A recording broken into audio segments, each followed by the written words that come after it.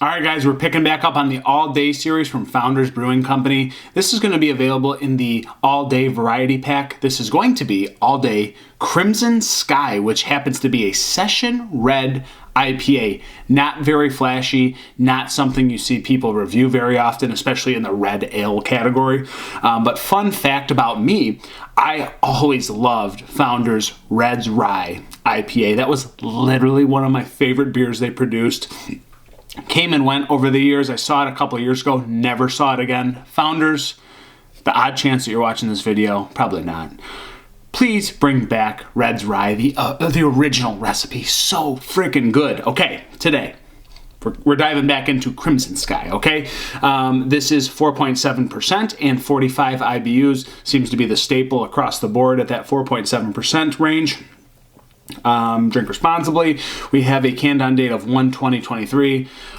Today's March 15th. Don't know why this was just released into distribution, almost being 2 months old. It's not quite 2 months, but come on, it's one of my gripes about big companies. They mass produce early on and then they release it. It's like mass produce, release it ASAP. Like Shorts does that really well. Old Nation does that really well. Okay, Founders, gripes are done.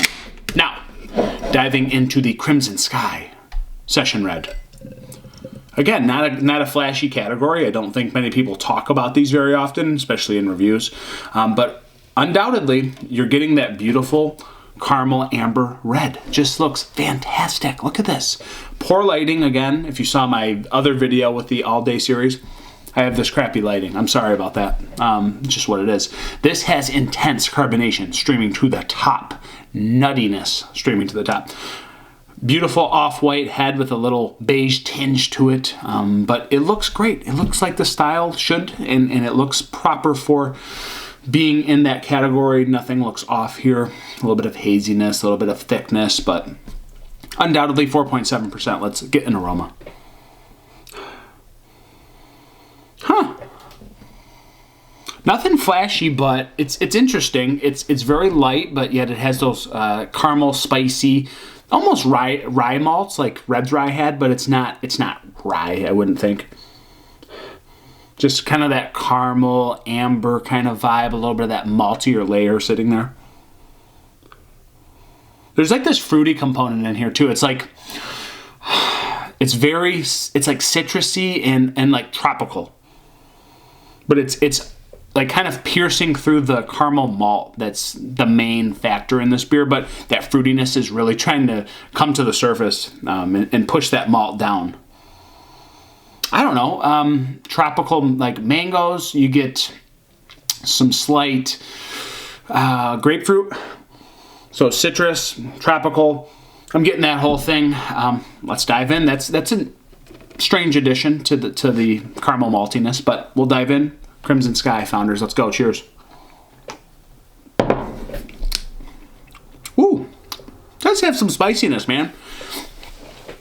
Gosh, it's like a fruitier, less malty, less rye-like Red's Rye. Like it has those qualities. It's got some nice bitterness and pininess on the back end. The caramel maltiness through the middle really shining, very doughy, bready kind of layer in the middle there, and I was getting that on the nose. That seems to be coming through very nicely. There's just these big fruity components playing into the maltiness. Grapefruit is there. There's like this nice, just juicy, pithy grapefruit, okay? And then you get a little bit of like navel orange in here. I could make the comment that there's tropical, but I think it's the most unnoticeable thing in here. I was getting a little bit of it in that aroma, but there is like a mango, pineapple-y, peach thing, like kind of underneath the citrus, the maltiness, and then pininess. And then you're getting some of those little layers of the tropical notes in there. It's a lot. It's a lot coming in at 4.7. This beer drinks a lot bigger, yet I love that it's kind of almost roasty and amber dry on the back end. It's just a great brewing technique for being only 4.7%. I will say, Founders, you've got the brewing technique down, man. I mean, it's just, you nailed it again. It's just, I don't know if this is a category for everybody, because this comes across as almost like IPA, almost West Coast in us for a second there, and then you're playing into the amber ale, and then you're playing into this malty or red that kind of couples everything all together into one beer, and it's a lot. I mean, it's actually quite complex for being 4.7%.